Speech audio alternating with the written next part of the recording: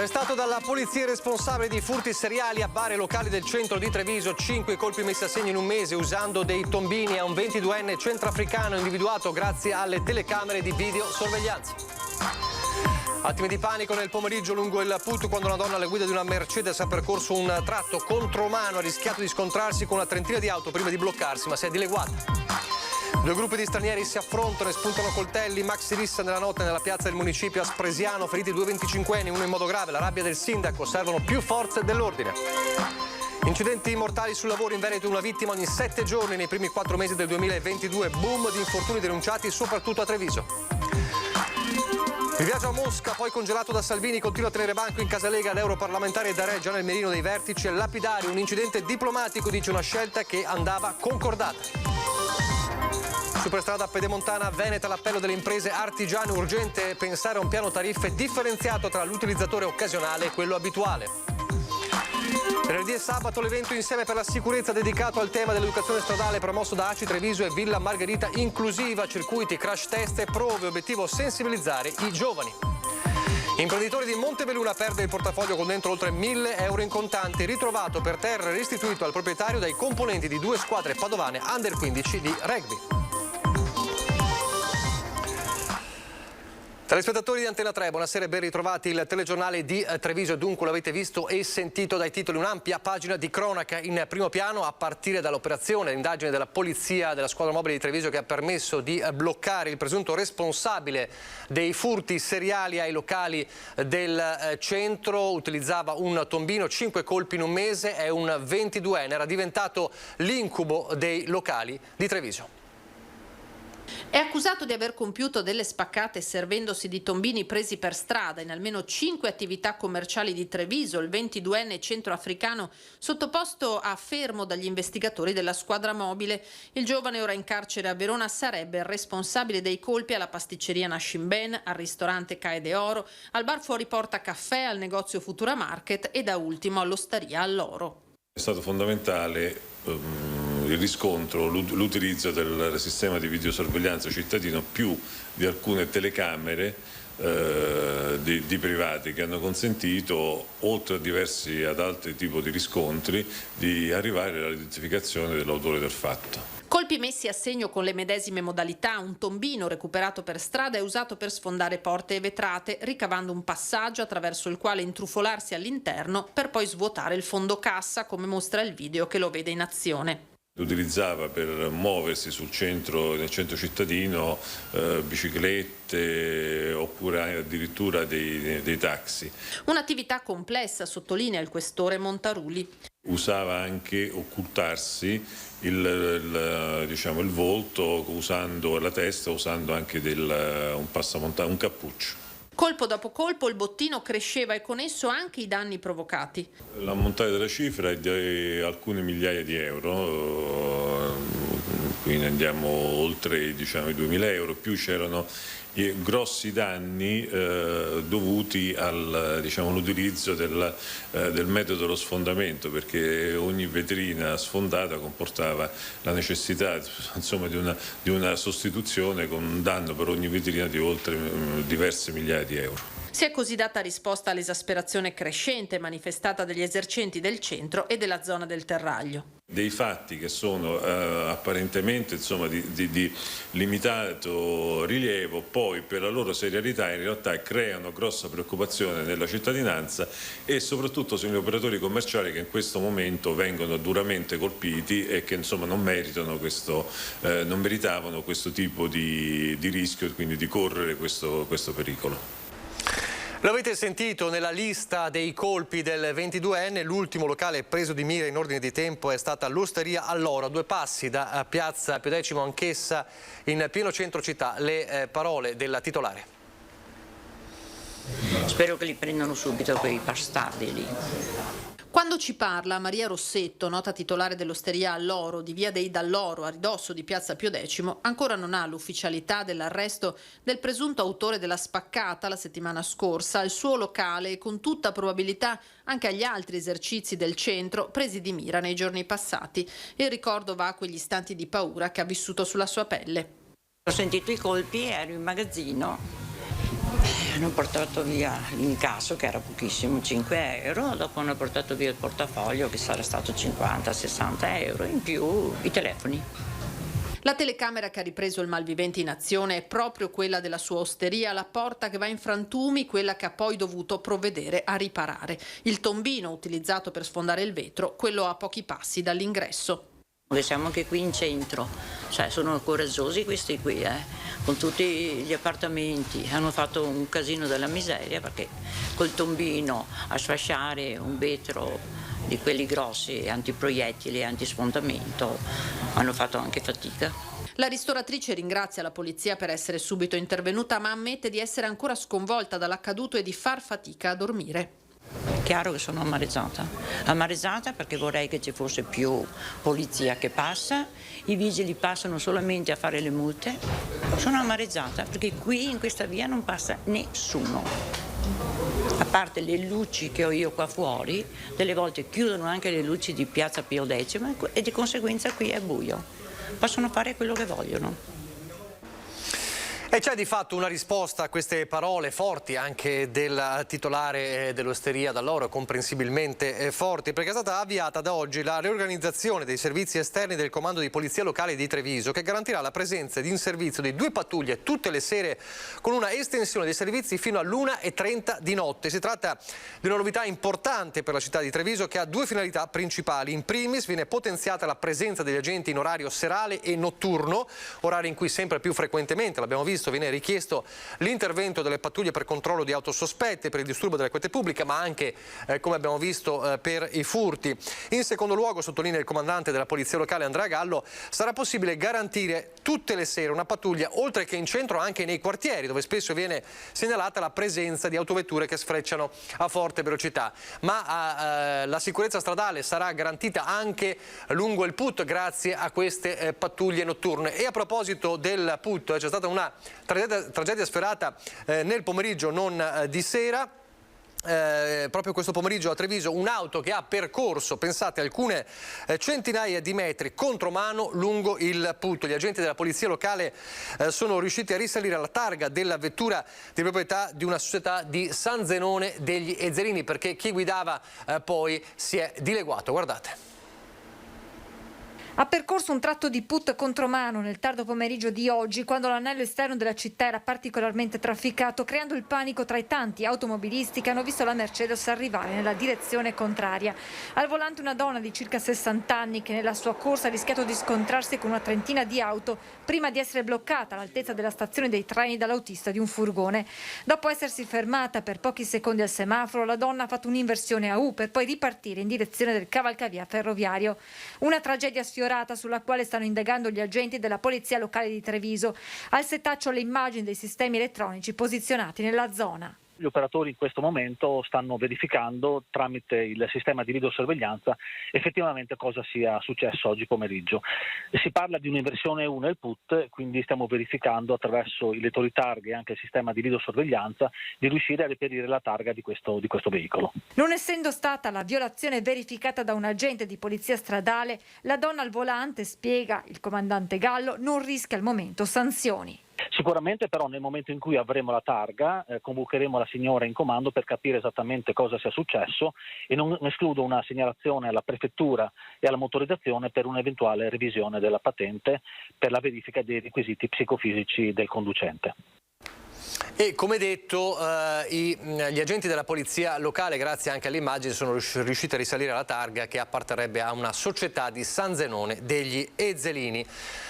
Chiedeva maggiori controlli la titolare dell'osteria colpita dal ladro seriale e poi arrestato dalla polizia. Chiede più controlli per la sicurezza anche il sindaco di Spresiano della Pietra, dopo quanto accaduto la scorsa notte in pieno centro, proprio nella piazza del municipio, una maxi rissa a coltellate. Notte di paura in Piazza Rigo, in pieno centro aspresiano, dove sorge il municipio. È a 2 passi dall'ingresso degli uffici comunali che pochi minuti prima della mezzanotte è esplosa per cause ancora da accertare una maxi rissa tra una decina di persone. Di fronte 2 bande, da una parte cittadini dell'est, dall'altra nordafricani. Tra le mani coltelli, forse una bottiglia rotta, manganelli. Qualcuno probabilmente era sotto gli effetti dell'alcol. Alla fine a terra rimangono 2 giovani marocchini di 25 anni con ferite da taglio, mentre gli altri si allontanano. In piazza, avvertiti da alcuni clienti di un bar vicino, arrivano 4 pattuglie dei carabinieri e i sanitari del SUEM che soccorrono i 2 feriti poi trasportati al Caffoncello. Uno verrà dimesso poche ore dopo con alcuni giorni di prognosi, il secondo invece si trova ancora ricoverato in ospedale in gravi condizioni con profonde lesioni al torace. La prognosi rimane riservata. I militari sono ora al lavoro per identificare le altre persone coinvolte nella rissa e per chiarirne movente e responsabilità. Sul posto non sono state ritrovate armi. Un episodio inquietante avvenuto in pieno centro, ma il sindaco della Pietra non vuole sentir parlare di comune Far West. Non credo sia corretto definire Spresiano un Far West. È successo, è un fatto sicuramente grave e questo ancora una volta dimostrazione che magari servirebbero più forze dell'ordine sul territorio e quindi un intervento massiccio da parte del Ministero. Per il primo cittadino è indispensabile un rafforzamento delle forze dell'ordine sul territorio. Io qui ho una caserma in un territorio che sappiamo bene è al centro della provincia. Abbiamo 2 provinciali, una statale, la stazione dei treni, adesso arriva anche Pedemontana. Abbiamo 7 unità nella nostra stazione dei carabinieri. Io credo che dovrebbe averne almeno il doppio.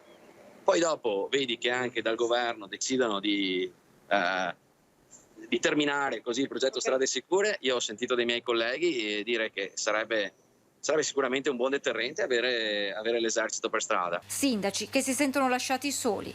Il mio è un appello perché davvero non è giusto neanche che ci rimettano sempre i comuni e che comune, amministrazione e sindaci siano i capri espiatori di quanto accade. Alla fine ribadisce: un unico episodio, seppur grave, non può danneggiare l'immagine del mio comune. Spresiano viene sicuramente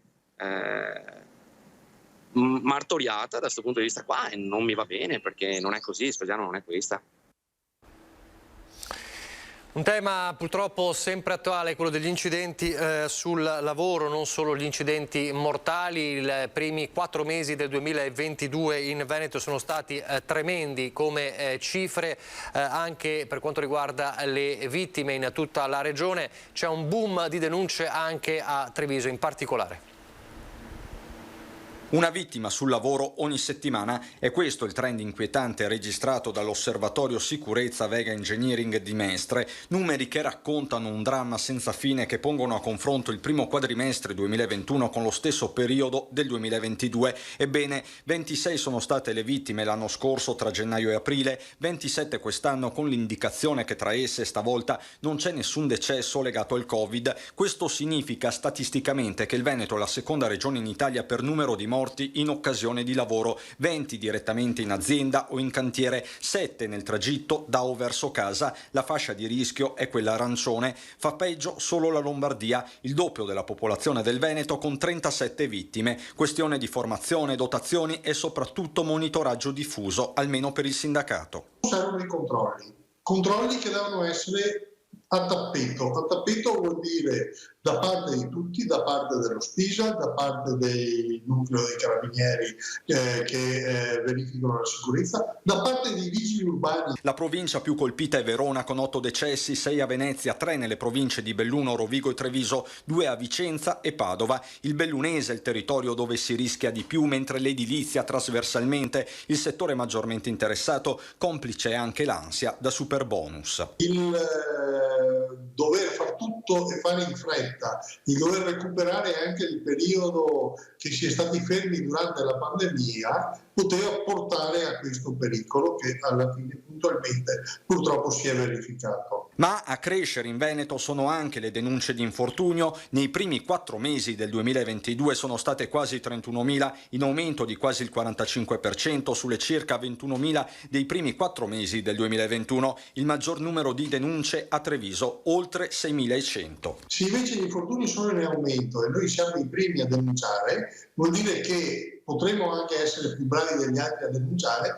però abbiamo un problema con gli infortuni sul lavoro. In crescita in Veneto anche le malattie professionali, l'appello del sindacato resta quello a denunciare. continuare a denunciare ogni singolo episodio di infortunio, perché così abbiamo un quadro chiaro della situazione, soprattutto il rispetto delle norme e delle regole da parte di tutti.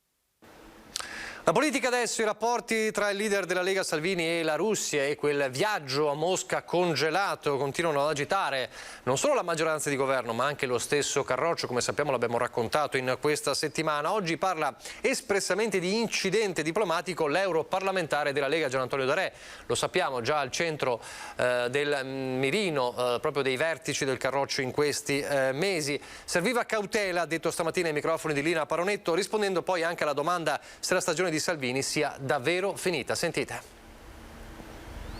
Dare un contributo alla pace non è mai sbagliato. Chiaro che in questo contesto in cui l'Europa non riesce a trovare una soluzione per le sanzioni, in cui l'Europa non riesce a trovare l'unanimità, il governo Draghi e lo stesso Draghi che è impegnato in questa fase risulta estremamente difficile muoversi in questo campo. Non so se lui si era mosso in contesto con Draghi o cosa, certo che è un po' un incidente diplomatico che in questo momento sicuramente non si deve fare, vista la gravità soprattutto della crisi alimentare. Una cosa in casa Lega sembra ormai certa: l'europarlamentare Gian Antonio D'Arè, simbolo del Carroccio in terra di Marca, non è per nulla intimorito dal procedimento di espulsione che ancora pende sulla sua testa dopo aver criticato la posizione di Salvini in materia di vaccini. Era a gennaio, adesso il fronte è quello dei rapporti tra il segretario e la Russia dopo le frasi pronunciate la scorsa settimana con il desiderio di incontrare Putin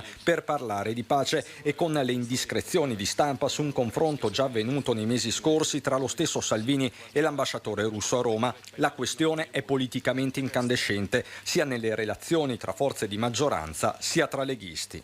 Diciamo che queste sono cose che devono essere concordate con una segreteria, adesso questo non so se lui l'abbia fatto, io ho visto sui giornali quindi mi limito a leggere i giornali, io faccio un ragionamento più generale, mi è sembrata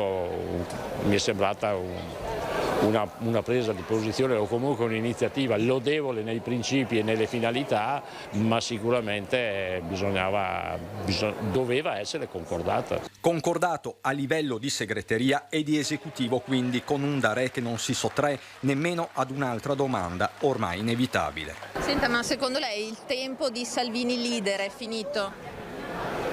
Guardi, i congressi sono fatti proprio per questo, quindi lui è il segretario, ha tutti i diritti di essere segretario, si muove da segretario, giustamente, è un segretario eletto, certo la Lega Salvini sta attendendo i congressi che si devono fare, in parte si sta iniziando a fare perché le sezioni iniziano a rieleggere i propri segretari, è un percorso lungo, lento, ma si dovrebbe fare, insomma. Forse ce la facciamo. Si può cambiare, insomma? Io spero che ce la faccio. Adesso parliamo di grandi opere, parliamo della superstrada pedemontana veneta. L'ultimazione ormai prossima della superstrada rende prioritario, secondo Confartigianato Treviso, il tema delle tariffe e non appena sarà possibile si dovrà pensare a un piano che preveda una differenziazione tra l'utilizzatore occasionale e quello abituale, rendendo appetibile il suo utilizzo. Lo sostiene il presidente di Confartigianato Treviso, Oscar Bernardi, in una nota congiunta con i leader dei vari mandamenti territoriali. Il dialogo anche con il mondo dell'artigianato che rappresentiamo prosegue, credo possa fornire spunti utili per contribuire a godere concretamente di questa opportunità, perciò chiediamo di confrontarci in piena sinergia in un tavolo comune per definire queste importanti questioni. Adesso pochissimi istanti di pubblicità, poi di nuovo in diretta.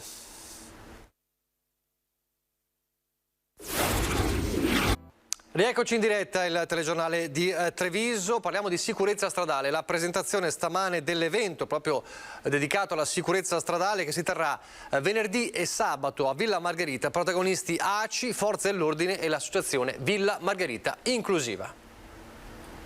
Mette insieme per la sicurezza molti soggetti e molte forze la 2 giorni dedicata venerdì e sabato all'educazione stradale organizzata dall'ACI, l'Automobile Club Treviso e da Villa Margherita Inclusiva, progetto dell'Associazione Veneti Schiacciati dalla Crisi e della sua vulcanica presidente Mirella Tuzzato. Alla presentazione, cui ha partecipato anche il direttore di Media Nord-Est Luigi Baccialli, autorità e forze dell'ordine. Partecipiamo come Polizia Stradale all'iniziativa con professionalità e con entusiasmo perché riteniamo importanti queste iniziative. I livelli di sicurezza stradale sono direttamente proporzionali alla capacità di ciascuno di noi di essere dei buoni cittadini. Abbiamo aderito con entusiasmo a questa iniziativa e speriamo veramente possa essere un ulteriore passo in avanti proprio in questo percorso di prevenzione e di informazione rivolto alla cittadinanza. Sia venerdì che sabato le attività ospitate a Villa Margherita inizieranno dalle 10:30 e termineranno alle 18:30 con pausa dalle 13 alle 14:30. Abbiamo pensato perché non fare a Treviso affrontare un tema del genere ma con un taglio squisitamente pratico, ed è lì quindi l'idea di organizzare questi 2 giorni che vedrà la presenza di tutte le forze dell'ordine con i loro mezzi, ma da parte nostra con tutti quelli che possono essere i simulatori di auto, moto, kart, minicart, percorso per le biciclette, in modo tale che ciascuno crash test possa rendersi conto di quale sono le conseguenze in caso di un comportamento di guida scorretto. Ancora una volta Villa Margherita si conferma contenitore ideale per lanciare messaggi alla città con l'immancabile coinvolgimento anche degli studenti. C'è troppa superficialità alla guida, come abbiamo sentito anche dalle forze dell'ordine. Ormai alla guida si fa di tutto, si legge il giornale, si adopera il computer, ci si fa i capelli, ci si trucca, cioè non è possibile, soprattutto il rispetto. Ecco, io punterei proprio sul rispetto della che sta venendo a mancare. Dunque, importante evento da non perdere venerdì e sabato a Villa Margherita, ne parleremo anche domani. Intanto oggi invece a Mogliano un altro evento dedicato alla sicurezza stradale con l'esperto della provincia che annuncia la ripresa dell'attività dopo 7 anni di interruzione rivolte ai ragazzi. La situazione è purtroppo portata a livelli di gravità dei incidenti. Siamo stati fermi 7 anni con questo progetto di sicurezza stradale e purtroppo drammaticamente i dati si stanno vedendo costantemente. Bisogna ripartire, il concetto di sicurezza stradale non è mai una battaglia vinta.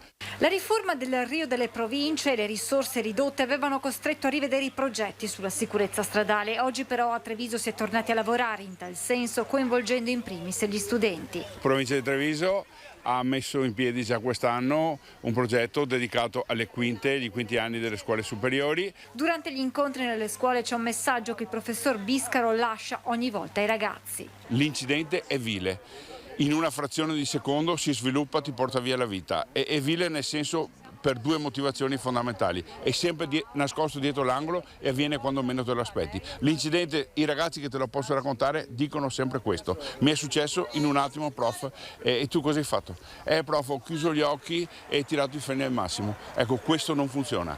Questo bisogna che veramente riusciamo a dare la strategia vincente ai ragazzi, che è quella di saper prevedere l'incidente, ma soprattutto al momento del pericolo saper fare delle manovre corrette. Nel campo scuola permanente di Mogliano si continua a fare lezioni ai più piccoli sin dalle scuole materne, perché i bambini non solo recepiscono immediatamente i messaggi che arrivano dagli adulti, ma li riportano poi in famiglia. Sono loro i primi che trasmettono poi in famiglia questi valori e per loro queste esperienze rimangono nei loro ricordi. Il progetto di educazione stradale nello spazio moglianese si è rafforzato con la nascita del corpo intercomunale di polizia locale che coinvolge anche Casiere e Preganziola. Abbiamo allargato questo progetto anche alle scuole dei comuni appunto di Casiere e Preganziol e quindi ancora più ragazzini coinvolti, ancora più educazione stradale, perché è importantissimo rispettare le regole e saper come comportarsi per strada.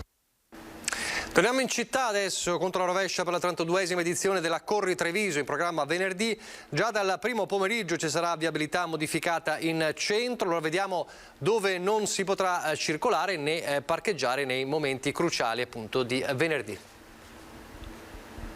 Come ogni anno si correrà di sera con partenza e arrivo a Piazza Duomo. Alle 20:30 gli atleti inizieranno questa 32esima Corri Treviso. I percorsi di gara toccheranno i luoghi più suggestivi della città, con numerosi passaggi anche in Piazza dei Signori. Evento che ha già raggiunto oltre 500 adesioni, anche se le iscrizioni resteranno aperte sino a poche ore dal via. Sarà una giornata blindata in città per permettere in sicurezza la manifestazione. Venerdì dunque viabilità modificata nel cuore di Treviso, con chiusura del centro storico a partire dalle ore 19. Il 3 giugno dalle 14 alle 24 è previsto il divieto di sosta con rimozione coatta del mezzo su Piazza Duomo, via e Piazza Indipendenza, Corso del Popolo, via Toniolo, via Santa Margherita, vicolo Carlo Alberto, via Bergamo, Riviera Garibaldi, via Manin. Piazza Sant'Andrea e Piazza Filodrammatici saranno interdette al transito veicolare. Eccezione per i residenti, cui sarà comunque consentita la sosta dei mezzi. Ovviamente in Piazza Duomo fino al termine della manifestazione sarà vietata la circolazione dei mezzi, ed ancora per gli automobilisti e per i mezzi di trasporto urbano dalle 19 del 3 giugno non si potrà circolare lungo tutte le strade interessate dal percorso della gara, che sarà transennato e sarà consentito l'attraversamento dello stesso solo nei varchi presidiati. Domani il 2 giugno, oggi alla vigilia della Festa della Repubblica, a Palazzo di Trecento la consegna dei diplomi al merito a 18 trevigiani che si sono particolarmente distinti nel sociale durante la pandemia. Il piave mormorava calmo e placido al passaggio dei primi fatti il 24 maggio. Nel Salone dei Trecento il tenore Francesco Grollo intona la leggenda del Piave al termine della cerimonia di consegna dei diplomi dell'Ordine al Merito della Repubblica Italiana a 19. Cui si aggiunge un'onorificenza pontificia di Cavaliere dell'Ordine Equestre del Santo Sepolcro di Gerusalemme. C'era stata una raccomandazione della Presidenza della Repubblica e della Presidenza del Consiglio di premiare quelle persone appartenenti al campo sociosanitario che si sono particolarmente impegnate nella cura delle persone, nell'affrontare le pandemie, negli ospedali, nelle RSA, nel mondo del volontariato, e quindi era giusto oggi che fossero date le onorificenze con particolare enfasi a queste persone. Faccio i miei complimenti a tutti gli insigniti che da oggi si fanno carico di una responsabilità in più, oltre che di un'onorificenza, che è quella di essere un trainanti, un simbolo, un esempio per la comunità, per le attuali e future generazioni, perché abbiamo bisogno di buoni esempi nella nostra vita, soprattutto in un periodo di ripartenza come quello post-pandemico che stiamo vivendo. Tra i premiati alla vigilia della Festa della Repubblica il presidente della cooperativa sociale Quadrifoglio Tullio Giacomini, la poetessa Giustina Menegazzi Barcati, l'ex assessore di Cassugana Yvonne Tordini, ora presidente del gruppo anziani. Trovarsi a 90 anni Cavaliere della Repubblica, con tutti i miei trascorsi fatti qua dentro da un'altra parte, è un grande piacere. Tanti i volti, le storie, comune a tutti il grande impegno nelle rispettive comunità e nel proprio ambito di lavoro. Un riconoscimento tutto tondo di un percorso fatto che da un lato sorprende perché non me l'aspettavo, però gratifica sicuramente molto. Sono 30 anni nella Marina Militare, quindi in particolare per questi ultimo periodo insomma, è stato diciamo, riconosciuto un servizio peculiare del quale sono molto orgoglioso, e sono anche molto orgoglioso di essere coneglianese doc. Un premio virtuale, in questo caso però all'onestà, per un gruppo di baby rugbyisti che a Cittadella hanno riconsegnato al proprietario che l'aveva perso, un imprenditore di Montebelluna, un portafoglio con dentro oltre 1.000 euro. Il terzo tempo premia soprattutto per l'onestà. E grazie al desiderio di mangiare insieme dopo una manifestazione promozionale in centro storico a Cittadella che un gruppo di rugbisti adolescenti dell'Under 15 Rugby Cittadella e del Rugby Checco di Campo San Piero, percorrendo la strada verso il fast food all'altezza di una banca, ha trovato per terra un portafoglio con all'interno 1.150 euro in contanti, i documenti e un telefono cellulare. I ragazzi non ci hanno pensato due volte, hanno contattato i carabinieri che sono risaliti al proprietario, un imprenditore di Montebelluna rientrato felicemente in possesso di tutto. Davvero una meta di onestà per questi ragazzi. Adesso le notizie dal Bellunese.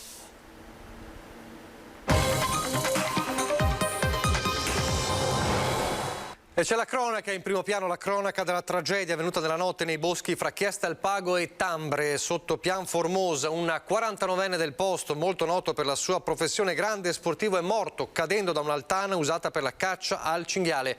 Incredulità e sgomento in tutta la conca.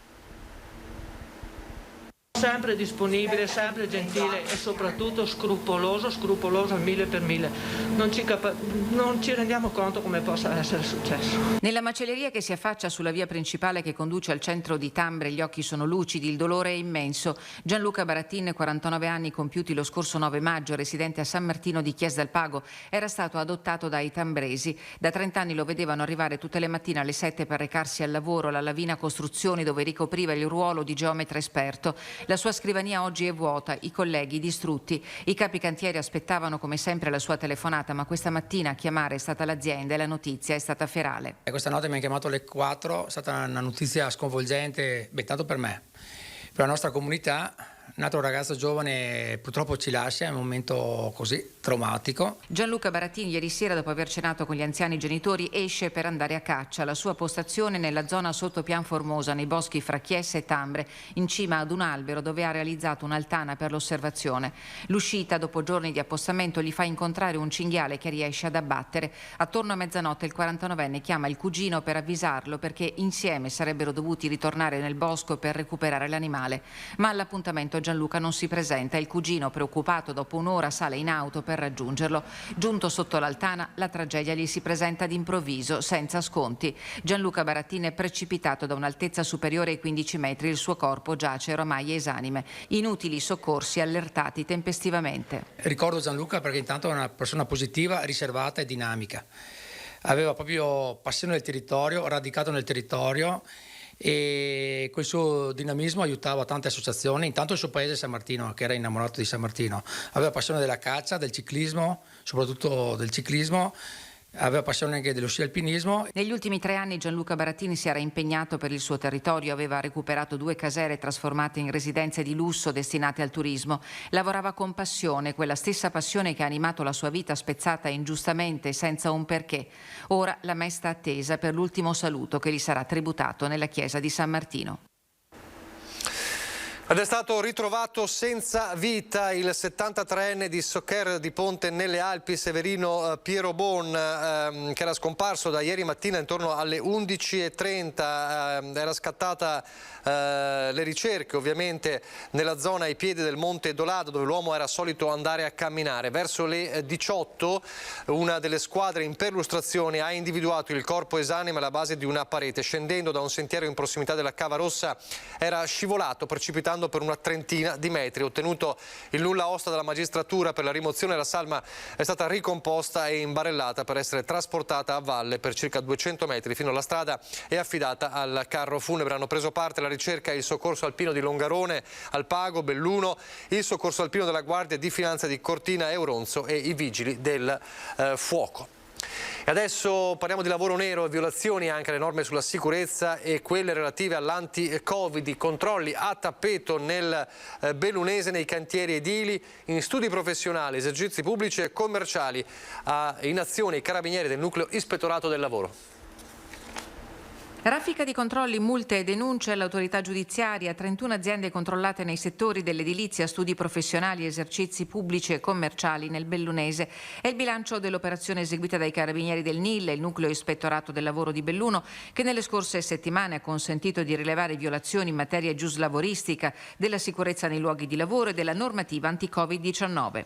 In particolare sono state sanzionate 4 persone di nazionalità italiana, una delle quali sorpresa a svolgere un doppio lavoro in nero. Tutte non avevano copertura assicurativa e previdenziale. L'attività imprenditoriale dei 4 è stata sospesa e sono state comminate sanzioni per 18.000 euro. 15 rappresentanti legali sono stati denunciati all'autorità giudiziaria e sanzionati con prescrizioni già definite per circa 35.000 euro. I carabinieri del NIL hanno emesso 10 provvedimenti di prescrizione in materia di sicurezza nei luoghi di lavoro in via di istruttoria con ammissione al pagamento per un totale di 20.000 euro. Infine 7 sono state le violazioni amministrative riscontrate in capo ai preposti ai controlli sulla sicurezza dei lavoratori in materia di Green Pass e delle norme anti-Covid-19. La multa elevata è stata quantificata in 2.500 euro. La sanità, costi maggiori per garantire i servizi. Si chiude con una perdita di 19 milioni il bilancio 2021 di ULSS 1 Dolomiti su un valore di produzione che sfiora il $500 miliardo. L'aumento dei costi è conseguenza della pandemia che ha fatto registrare maggiori spese per il personale e per la organizzazione dei servizi diffusi sul territorio. Si è speso il 14% in più per l'attività di prevenzione, il 6% in più per i livelli di assistenza distrettuale e il 4% in più per l'assistenza ospedaliera. Chiudiamo un bilancio complesso in un territorio che più di ogni altro in Veneto paga la grave carenza di personale, dove strutturalmente vi sono costi fissi maggiori che altrove, spiega la direttrice generale dell'azienda sanitaria bellunese Maria Grazia Carraro. L'ULSS Dolomiti sta mettendo in atto strategie per il contenimento dei costi senza intaccare i servizi e per aumentare con tenacia e determinazione, conclude, la produzione. Ancora finanziamenti, qui parliamo di 56 milioni di euro, sfiora i 56 milioni di euro il finanziamento del Fondo dei Comuni di Confine destinato alla programmazione concertata con i sindaci del territorio. Sanità, scuola, impiantistica sportiva, piste ciclabili e settori di intervento presentati questa mattina a Palazzo Piloni dal presidente del Fondo Comuni di Confine Dario Bond, affiancato dal presidente della provincia padrina e dal consigliere delegato Paolo Perenzin. In particolare per la sanità sarà finanziata l'implementazione della telemedicina attraverso un meccanismo che consentirà diagnosi da remoto tramite smartphone. Quanto al turismo e alla qualità della vita, i comuni hanno spinto per la realizzazione della dorsale completa di una ciclabile che collegherà tutta la provincia di Belluno per congiungersi alle province limitrofe.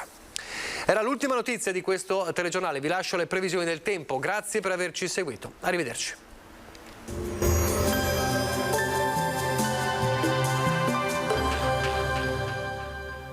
Da oltre 40 anni Bacifrutta c'è per te. La qualità e il risparmio Bacifrutta c'è per te. Selezioniamo il prodotto, Bacifrutta c'è per te. Bentrovati al Meteo. Festa della Repubblica con l'anticiclone africano in rinforzo. Bel tempo dunque, locali disturbi e caldo in intensificazione. Vediamo il dettaglio di giovedì 2 giugno. Sul Veneto tanto sole ovunque, sarà una giornata come vediamo contraddistinta da un cielo sereno. Al pomeriggio sui rilievi consueti annuvolamenti accompagnati anche da qualche temporale che potrebbe sconfinare poi fin verso la pianura. Temperature in aumento, minime tra 16 e 20 gradi, massime comprese invece tra i 25 e i 32 gradi all'incirca. Ci spostiamo ora sul Friuli Venezia Giulia, il cielo sarà terso e limpido, anche in questo caso sui monti dal pomeriggio leggera variabilità con qualche rovescio. Temperature minime sui 19-22 gradi, massime sui 28-30 gradi. Infine diamo uno sguardo al Trentino Alto Adige, dove sarà soleggiato, quantomeno inizialmente, a seguire locali acquazzoni a carattere sparso. Temperature minime intorno ai 17-19 gradi, massime sui 29. Dal Meteo per ora è tutto, vi auguro un buon proseguimento in compagnia di Antenna 3.